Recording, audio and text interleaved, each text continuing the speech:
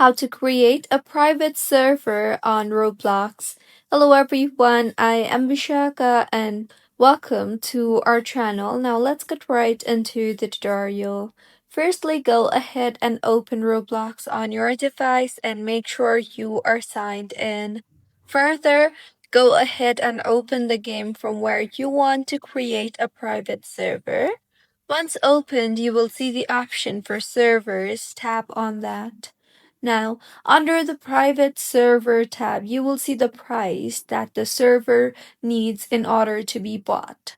So, if you have enough or if you have sufficient price, that is the enough Robux for that particular game, then tap on the create private server option you see there, and you will then be required to buy the game, including the Robuxes that you have.